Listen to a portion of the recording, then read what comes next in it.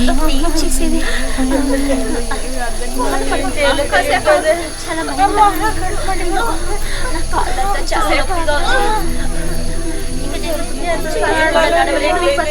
అసలు నడవలేకపోతున్నాను.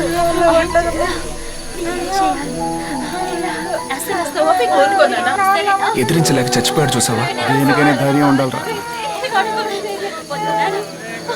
అమ్మా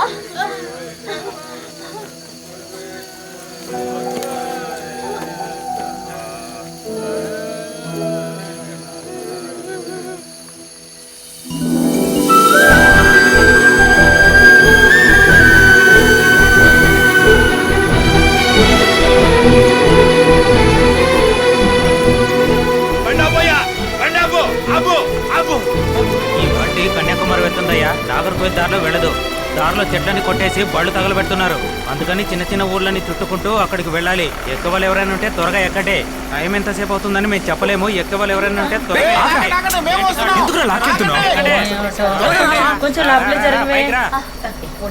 ఇక్కడ నుంచి అన్నయ్యతో మాట్లాడారా? అన్నైతే చెప్పేశాను, ఆయన మెయిన్ రోడ్కి వచ్చేస్తాను చెప్పాను.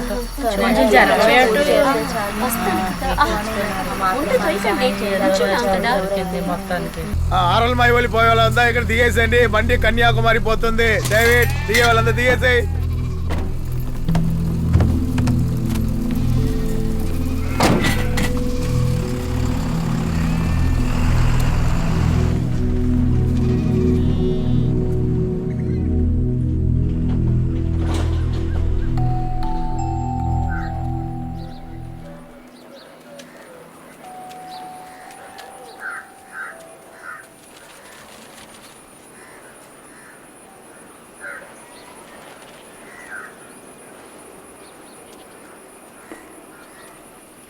రే నేను మాట్లాడుతానుండా.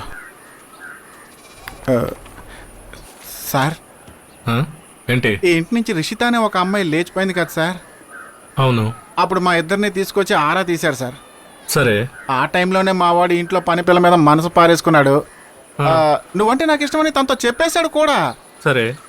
ఇప్పుడు ఆ పిల్లకి తనంటే ఇష్టం ఉందో లేదో కనుక్కుందామని వచ్చాం సార్. అందుకని స్ట్రైట్ గా పని చేయమంటున్నారయ్యా.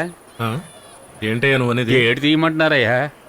ఎంత బలుపు సార్, కొంచెం హెల్ప్ చేయండి సార్. రే, ఇప్పటికే ఇంట్లోంచి ఒక అబ్బాయి ఒక అమ్మాయిని తీసుకుపోయి వాళ్ళు చచ్చి పెళ్లి కూడా ఆగిపోయి క్యాస్ట్ ఫీలింగ్ తో ఊళ్ళో వాళ్ళు రెండుగా చీలి కొట్టుకుంటున్నారా?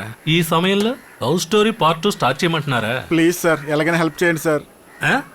మాకింక వేరే పనే లేదా? మేమే నిన్నటి నుంచి ఇంటికి పోకుండా పెళ్లం బిడ్డల్ని చూసుకోకుండా బండి దగ్గర కూడు తింటూ పాచిపోయిన వడటీలు తీసుకుంటూ ఎండిపోయి ఉన్నారా?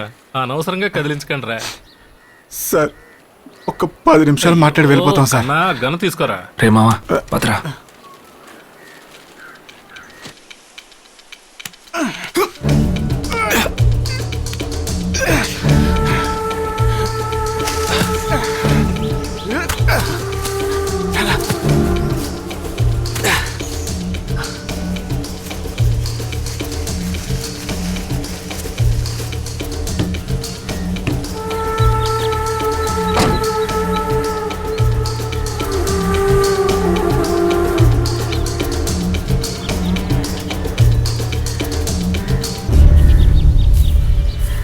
మళ్ళీ వెళ్ళడానికి ఇక్కడికి వచ్చారు.